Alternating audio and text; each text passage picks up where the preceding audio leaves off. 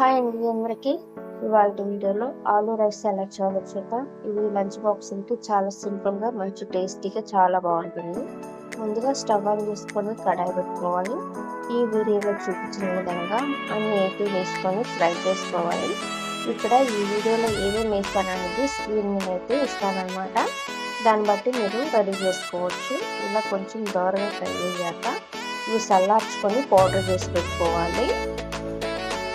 అలాగే ఇంకొక కడాయి పెట్టుకొని కొద్దిగా ఆయిల్ వేసుకొని ఆయిల్ వేడెక్కాక కొద్దిగా ఆవాలు, జీలకర్ర, పచ్చనిపప్పు వేసుకొని ఇవి కొంచెం చిటపట్లాడాక ఒక ఎండుమిరపకాయ కానీ 2 ఎండుమిరపకాయలు వేసుకొని ఇది కొంచెం ఎర్రగా ఫ్రై అయ్యాక ఒక ఆనియన్ సన్నగా కట్ చేసుకొని వేసుకోవాలి. దాంతోపాటు కొద్దిగా కరివేపాకు, కొన్ని పచ్చిమిరపకాయలు వేసుకొని కలర్ చేంజ్ అయ్యేంత వరకు ఫ్రై చేసుకోవాలి. దీంతో పాటే వెల్లుల్లి సన్నగా కట్ చేసుకొని వేసుకోవాలి. అక్కడక్కడ వెల్లుల్లి స్మెల్ బాగుంటుంది, టేస్ట్ కూడా బాగుంటుంది. ఆలు ఇక్కడ 3 ఆలు తీసుకొని సన్నగా కట్ చేసుకొని ఉప్పు నీళ్ళలో కడుక్కొని వేసుకోవాలి. అలాగే రుచికి సరిపడా సాల్ట్ వేసుకొని ఒకసారి కలిపేసుకోవాలి. ఇలా బాగా కలిపేసుకున్నాక మూత పెట్టి ఇవి ఎర్రగా ఫ్రై అయ్యేంత వరకు మధ్య మధ్యలో కలుపుకుంటూ ఫ్రై చేసుకోవాలి. ఇలా మధ్య మధ్యలో కలుపుకుంటూ ఫ్రై చేసుకున్నాక ఒకసారి అయితే టెస్ట్ చేయండి. ఇలా మెత్తగా అయితే అయిపోయినట్టేను. అలాగే ఇప్పుడు కొద్దిగా పసుపు కూడా వేసుకొని కలిపేసుకున్నాను.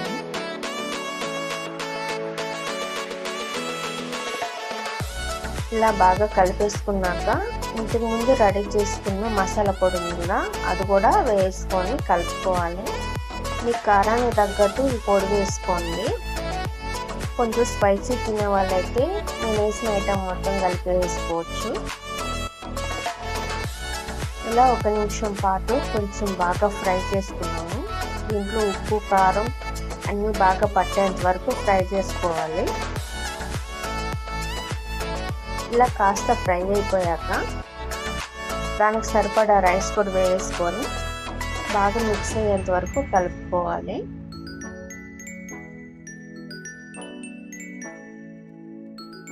ఇలా బాగా కలిసిపోయాక ఒకసారి ఉప్పు అయితే టేస్ట్ చూసుకోండి. ఉప్పు సరిపోకపోతే మళ్ళీ కూడా ఒకసారి వేసుకొని కలుపుకోండి.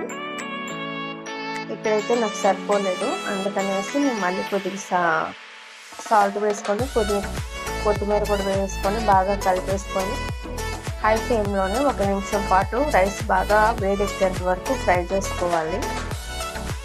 ఇలా బాగా ఫ్రై అయిపోయాక కొంచెం చల్లార్చి బాక్స్కి ఎత్తుకోవాలంటే కొంచెం చల్లార్చి బాక్స్కి పెట్టుకోండి. వేడి మీద అయితే పెట్టుకోవద్దు. మీరు ఇప్పుడే తినేయాలనుకుంటే వేడిగా బాగుంటుంది. ఇప్పుడే టేస్ట్ చేయండి. మీకు ఎలా వచ్చిందో కామెంట్ చేయండి. మా వీడియోస్ మీకు నచ్చితే లైక్ చేసి, షేర్ చేసి, సబ్స్క్రైబ్ చేసుకోండి. మరిన్ని వీడియోస్ కోసం మాకైతే కామెంట్ చేయండి. ఎలాంటి వీడియోస్ చేయాలనేది ఖచ్చితంగా నేను మీకు ఈ వీడియోస్ అయితే చేస్తాను అన్నమాట.